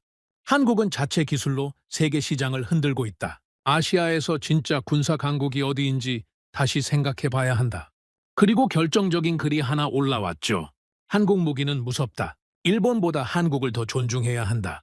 이 글이 수만 건 공유됐습니다. 저는 자료를 읽으며 복잡한 기분이 들었습니다. 대만에서 한국이 일본보다 군사적으로 더 강하다는 평가가 나오고 있었죠. 이건 불과 몇 달 전만 해도 상상하기 어려운 흐름이었습니다. 아시아 군사 질서에서 일본은 항상 한국보다 위에 있다는 게 일반적인 인식이었으니까요. 경제 규모도 그렇고 자위대의 전력도 그렇고 미국과의 동맹 수준도 그랬죠. 그런데 호르무즈 해협 위기와 천공투 실전 데이터가 그 인식을 뒤집어 버린 겁니다. 대만만이 아니었습니다. 동남아시아에서도 반응이 나오고 있었죠. 필리핀 군사 포럼에서 한국 방공 시스템에 대한 관심이 급증했습니다. 인도네시아 국방 관계자들이 한국 방산 전시회 참관을 요청했다는 소식도 들려왔죠. 인도에서도 천공투에 대한 분석 기사가 쏟아지고 있었습니다. 아시아 전체가 한국을 다시 보기 시작한 겁니다. 저는 모니터에서 눈을 떼고 잠시 생각에 잠겼습니다. 세계 언론의 보도 톤도 바뀌고 있었죠. 처음에는 한국 무기가 중동에서 성과를 냈다 정도의 보도였습니다. 그런데 시간이 지나면서 논조가 달라졌죠. 한국은 언제 이렇게 강해졌는가? 이 질문이 세계 곳곳에서 동시에 터져 나오고 있었습니다. 미국 군사 전문지에서도 한국 방산 기술의 발전 과정을 심층 분석하는 기사가 나왔죠.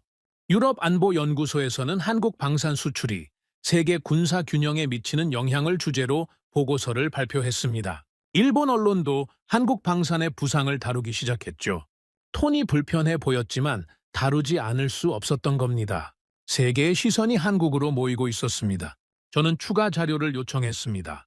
한국 방산의 전체 그림을 파악하고 싶었죠. 넘어온 자료를 보고 저는 또 한 번 놀랐습니다. 천공투는 빙산의 일각이었습니다. 한국은 이미 방산 수출 강국으로 성장해 있었죠. 자주포, 전차, 전투기, 훈련기, 잠수함, 호위함 분야를 가리지 않았습니다. 폴란드의 자주포와 전차를 대규모로 수출했죠. 호주와는 자주포 계약을 체결했습니다. 중동 여러 나라에 다양한 무기 체계를 공급하고 있었죠. 그리고 이 모든 것에 공통점이 있었습니다. 전부 자체 개발이라는 겁니다. 한국은 미국 무기를 수입하는 나라에서 자체 개발한 무기를 세계에 수출하는 나라로 바뀌어 있었습니다. 그것도 조용히 세계가 미처 눈치채지 못하는 사이에 말이죠. 저는 한국 방산 기술의 발전 과정을 추적해 봤습니다. 놀라운 사실이 드러났죠. 한국은 불과 수십 년 전만 해도 기본적인 소총조차 자체 생산이 어려운 나라였습니다. 미국에서 무기를 원조받아 쓰던 나라였죠. 그런 나라가 자주포를 만들고 전차를 만들고 전투기를 만들고 미사일을 만들고 이제는 세계 최상위 수준의 방공 시스템까지 만들어냈습니다. 이게 가능한 일입니까? 하지만 눈앞의 데이터가 증명하고 있었죠. 가능했습니다. 한국은 해냈습니다. 저는 천천히 고개를 저었습니다. 경이로움이었죠. 무기 하나를 잘 만든 게 아니었습니다. 국가 전체의 기술력이 올라간 겁니다. 반도체 기술이 레이더에 들어갔습니다. 자동차 엔진 기술이 전차에 적용됐죠. 조선 기술이 군함 건조에 활용됐습니다. 통신 기술이 사격 통제 시스템에 녹아들었죠. 산업 기술과 군사 기술이 하나로 합쳐진 겁니다. 이건 한국만의 독특한 강점이었습니다. 미국은 군사 기술이 민간으로 내려가는 구조죠. 한국은 반대였습니다. 세계 최고 수준의 민간 산업 기술이 군사 분야로 올라간 겁니다. 그 결과물이 청궁투였고 자주포였고 전차였고 잠수함이었죠. 저는 보고서를 덮고 자리에서 일어났습니다. 창밖을 바라봤죠. 워싱턴의 아침이 밝아오고 있었습니다. 며칠간 자료를 파고드느라 제대로 잠을 자지 못했습니다. 하지만 피곤하지 않았죠. 머릿속이 오히려 맑아지는 느낌이었습니다. 모든 퍼즐이 맞춰지고 있었습니다. 호르무즈 해협에서 시작된 이야기가 여기까지 왔습니다. 처음에는 단순한 해상 위기였죠. 이란이 위협하고 선박이 피격되고 미 해군이 물러났습니다. 세계가 공포에 빠졌죠. 그건 어느 위기에서나 볼 수 있는 장면이었습니다. 하지만 그 위기 속에서 한 나라가 다르게 움직였습니다. 세계가 멈췄을 때 움직였습니다. 모두가 도망갈 때 돌파했죠. 선박 한 척 선원 한 명까지 빠짐없이 관리했습니다. 군사작전에서 인질 전원을 구출했죠. 그리고 하늘에서 96%라는 경이로운 숫자를 찍었습니다. 한 분야가 아니었습니다. 전부였죠. 바다와 하늘과 땅, 민간과 군, 기술과 시스템, 위기관리와 군사작전, 모든 영역에서 동시에 증명한 겁니다. 저는 22년간 군사 전략을 분석해왔습니다. 수많은 나라를 연구했죠. 미국의 압도적인 군사력을 봐왔습니다. 영국의 전통적인 해군력을 분석했죠. 러시아의 거친 군사 전략을 추적했습니다. 중국의 급성장하는 전력을 경계했죠. 이스라엘의 실전 경험을 존경했습니다. 하지만 이번에 제가 본 건 그 어떤 나라에서도 보지 못한 장면이었습니다. 조용히 준비하고 결정적인 순간에 증명하는 나라. 소리치지 않았습니다. 과시하지 않았죠. 자국 선박이 위험하니까 지켰습니다. 해협이 막혔으니까 뚫었죠. 미사일이 날아오니까 막았습니다. 그게 전부였습니다. 화려한 선전도 없었고 세계를 향한 과장된 자랑도 없었죠. 그냥 했습니다. 묵묵히. 그리고 세계가 뒤늦게 깨달은 겁니다. 이 나라가 얼마나 강한지를. 저는 연구실 책상 앞에 앉았습니다. 모니터를 켰죠. 빈 화면이 저를 바라보고 있었습니다. 저는 키보드 위에 손을 올렸습니다. 22년간의 분석과 경력에서 가장 쓰기 어려운 보고서를 작성해야 했죠. 제목을 입력했습니다. 세계 해상 안보 판도 변화 분석 보고서. 그리고 첫 문장을 썼습니다. 세계 군사 기술 지도가 바뀌고 있다. 그 중심에 대한민국이 있다. 펜을 내려놓고 화면을 바라봤습니다. 22년 전 저는 미 해군에 입대하면서 한 가지 신념을 갖고 있었습니다. 세계 군사 기술의 정점은 미국이라는 거였죠. 그건 22년간 흔들리지 않았습니다. 하지만 지금 저는 그 신념을 수정해야 하는 상황에 놓여 있었습니다. 미국은 여전히 세계 최강입니다. 그건 변하지 않았죠. 하지만 이제 미국만이 정점인 시대는 끝나고 있었습니다. 새로운 나라가 올라오고 있었죠. 조용히, 하지만 확실하게. 그 나라가 대한민국이었습니다. 저는 보고서를 마무리하며 마지막 문장을 썼습니다. 진짜 강한 나라는 소리치지 않습니다. 조용히 준비하고 결정적인 순간에 증명하죠. 호르무즈 해협 위기에서 그 사실을 증명한 나라. 대한민국. 저는 평생 이 나라를 잊지 못할 겁니다. 오늘의 사연은 여기까지입니다. 구독과 좋아요는 영상 제작에 아주 큰 힘이 됩니다. 지금까지 감동테라스 저는 소희였습니다. 오늘도 우리 구독자님들의 가정에 따뜻한 행복이 가득하시길 진심으로 바라겠습니다. 긴 영상 끝까지 시청해주셔서 정말 감사합니다. 내일 더 좋은 이야기로 찾아뵙겠습니다. 감사합니다.